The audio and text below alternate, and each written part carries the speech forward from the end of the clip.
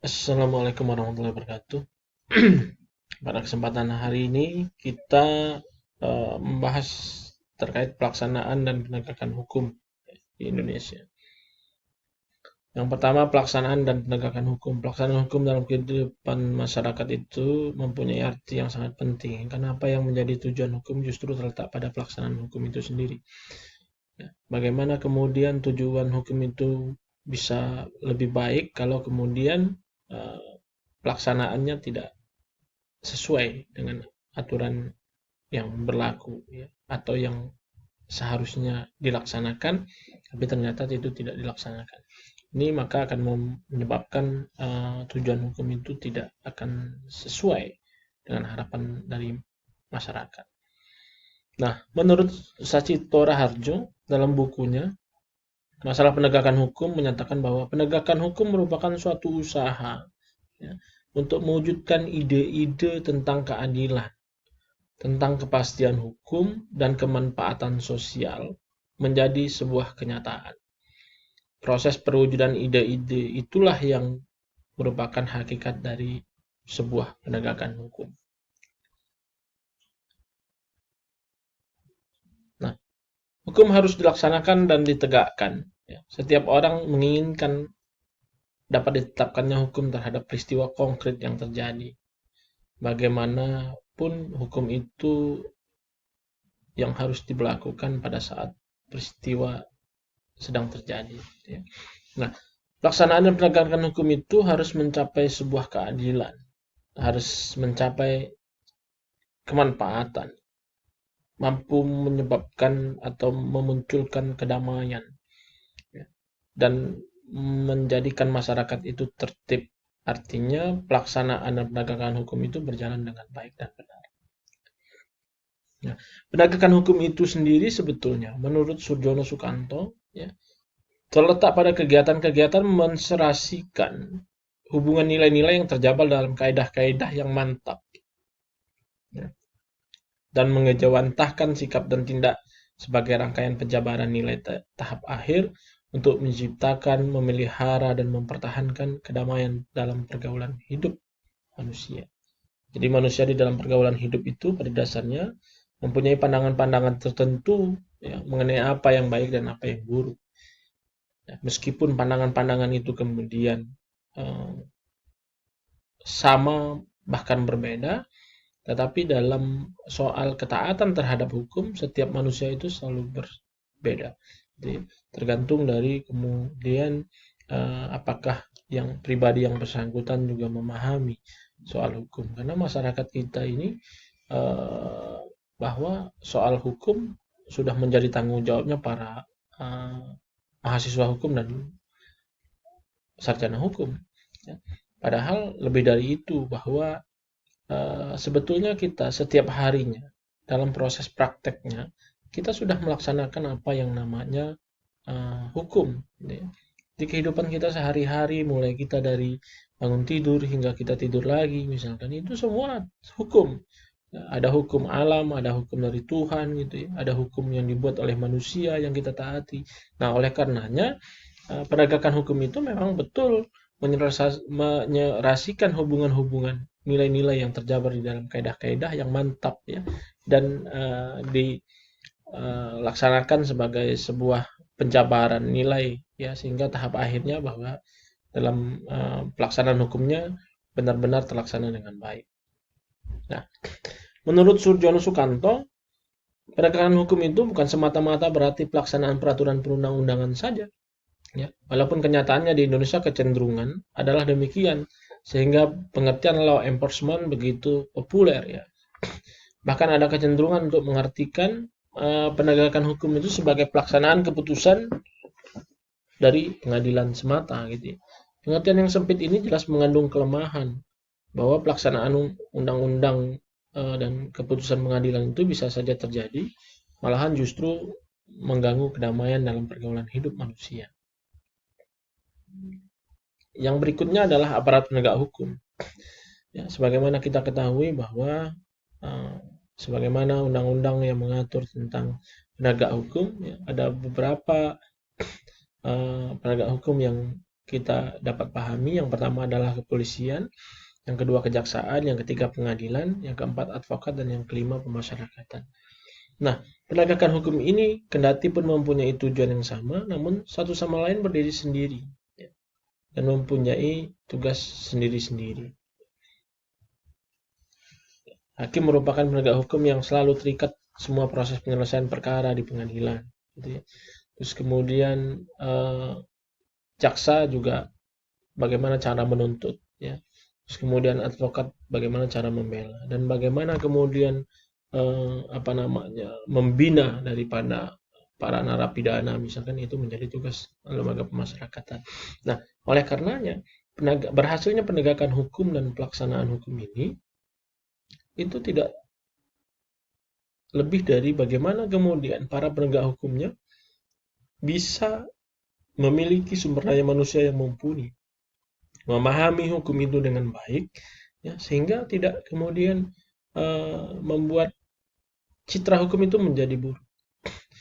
Artinya para sarjana hukum ini harus kemudian benar-benar melaksanakan apa yang sesuai dengan aturan hukum yang dipelajarinya pada kuliah atau di fakultas hukum, gitu ya.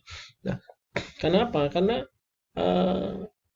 penegakan hukum ini bisa dipengaruhi berbagai faktor. Yang pertama adalah soal undang-undang, terus kemudian soal penegak hukumnya sendiri, atau soal budaya hukum masyarakat kita. Nah, berikut ini adalah faktor yang mempengaruhi penegakan hukum. Yang pertama menurut Surjono Sukanto, yang pertama faktor hukumnya sendiri. Tadi sudah saya bahas bahwa undang-undangnya. Terus kedua faktor penegak hukumnya. Kira-kira memiliki integritas atau tidak. Itu juga mempengaruhi. Terus kemudian faktor sarana dan fasilitas mendukung penegakan hukum itu sendiri. Faktor masyarakatnya, di mana hukum tersebut berlaku, ya. Yang kelima adalah faktor kebudayaan. Nah, Sacipto Raharjo juga menyatakan bahwa penegakan hukum sebagai proses sosial yang bukan merupakan proses yang tertutup, melainkan proses yang melibatkan lingkungannya. Oleh karenanya, penegakan hukum akan bertukar aksi dengan lingkungannya yang bisa disebut sebagai pertukaran aksi dengan unsur manusia, sosial, budaya, dan politik. Sehingga hal-hal inilah yang kemudian dapat mempengaruhi penegakan hukum. Nah, terus yang pertama faktor hukum sendiri. Semakin baik suatu peraturan hukum akan semakin memungkinkan penegakannya lebih baik. Tapi kalau kemudian ada banyak celah hukumnya sehingga ini dimanfaatkan oleh oknum-oknum itu, ini akan mengalami kendala dalam proses penegakan hukumnya. Nah, Wijsenbergen juga menyatakan bahwa suatu peraturan hukum itu mempunyai kekuatan yuridis, gitu ya, jika peraturan hukum tersebut terbentuk menurut cara yang telah ditetapkan. Ada proses mencari bahan kira-kira tentang kaitan dengan apa ini aturannya akan kita tetapkan, misalkan, atau kemudian melakukan kajian-kajian tertentu terhadap rancangan yang akan dijadikan aturan hukum, gitu ya. Nah, berbeda dengan kemudian match theory, power theory, gitu ya, menyatakan bahwa peraturan hukum mempunyai kelakuan sosiologis apabila dipaksakan berlakunya oleh penguasa, diterima ataupun tidak oleh warga masyarakat, ya.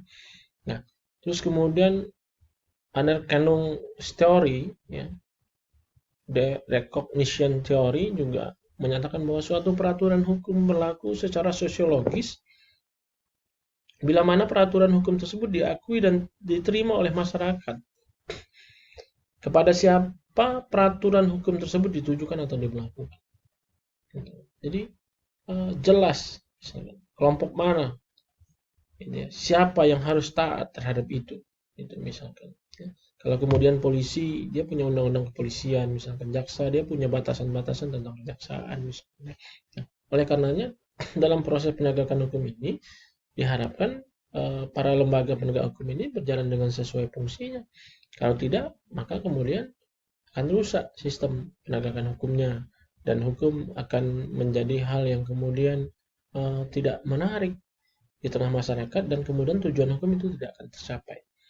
Nah, ini faktor penegak hukum. Ya. Nah, Surjono Sukanto menyatakan bahwa sebagai salah satu indikator berhasilnya penegakan hukum itu adalah penegak hukum. Ya. Oleh karenanya, penegak hukum kita ini perlu dibekali dengan berbagai kemampuan, sehingga dalam implementasi, dalam melakukan kewajibannya, ya, dalam melakukan tugas-tugasnya, ini dapat berjalan dengan sebenarnya dan tidak kemudian bisa diintervensi oleh pihak lain. Nah, di dalam hukum juga sering kita temukan diskresi ya dalam penegakan hukum. Ya. Ada keputusan yang kemudian dianggap tidak sesuai dengan penegakan hukum itu sendiri. Nah, kenapa? Mungkin satu, tidak ada perundang-undangan yang sedemikian lengkap ya, sehingga dapat mengatur semua perilaku manusia. Yang kedua, adanya kelambatan-kelambatan untuk menyesuaikan perundang-undangan dengan perkembangan-perkembangan di dalam masyarakat, sehingga menimbulkan ketidakpastian hukum. Maka dipentingkan diskresi. Yang ketiga, kurangnya biaya untuk menetapkan perundang-undangan sebagaimana yang dikehendaki oleh pembentuk undang-undang. Dan yang terakhir adalah adanya kasus-kasus individual yang memerlukan penanganan secara khusus gitu ya. Ini dipentingkan, sangat penting diskresi itu. Nah, menurut Baharudin Lopa dalam bukunya Permasalahan Pembinaan dan Penegakan Hukum di Indonesia itu adalah penegak hukum yang profesional dan bermental tangguh dan memiliki integritas moral yang tinggi. Inilah yang kemudian dibutuhkan gitu ya, oleh bangsa ini, sehingga kemudian hukum ini bisa diterapkan, dilaksanakan dengan baik dan benar gitu ya. Nah, bagaimana kemudian seseorang itu bisa dikatakan memiliki ciri profesionalisme gitu dalam penegakan hukum? Yang pertama, dia memiliki landasan pengetahuan yang kuat, ada kompetensi, ada sistem seleksi dan sertifikasi, ada juga kerjasama dan kompetensi antar sejawat gitu ya, memiliki kesadaran profesi, adanya kode etik, adanya sanksi, adanya militansi, adanya organisasi anggota yang memiliki profesi serupa, sehingga ini bisa memunculkan rasa profesionalisme penegakan hukum gitu ya. Nah, yang ketiga adalah faktor sarana atau fasilitas. Ini juga menunjang tidaknya satu fasilitas itu bisa menghambat penegakan hukum gitu. Dan yang keempat adalah faktor masyarakat. Masyarakat ini penting karena berkaitan dengan budaya gitu. Nah, di dalam simposium kesadaran hukum masyarakat ya yang pernah diadakan di Jakarta pada tahun 1975, itu kesadaran hukum itu meliputi pengetahuan tentang hukum, penghayatan fungsi hukum, ketaatan terhadap hukum. Nah, ada beberapa masalah kesadaran hukum ini. Ada perbedaan antara kesadaran hukum masyarakat yang tradisional dengan kesadaran hukum masyarakat nasional. Terus kemudian belum diketahui dengan pasti tentang tingkat kesadaran hukum dalam masyarakat. Adanya jurang perbedaan antara yang diharapkan oleh peranata hukum dan pelaksanaan dari peranata itu gitu ya. Nah, ini soal kesadaran hukum gitu ya. Nah, pandangan hidup dalam masyarakat tentang apa hukum itu, terus kemudian bagaimana hukum itu bisa tegak dan lain sebagainya. Nah, oleh karenanya ini penting gitu ya. Jadi penegakan hukum ini bisa berhasil dan berguna apabila kemudian sistem penegakan hukumnya dilaksanakan dengan baik dan dilakukan dengan secara profesional. Mungkin itu rekan-rekan mahasiswa yang dapat saya sampaikan pada kesempatan ini, dan saya akhiri wabillahi taufiq wal hidayah. Wassalamualaikum warahmatullahi wabarakatuh.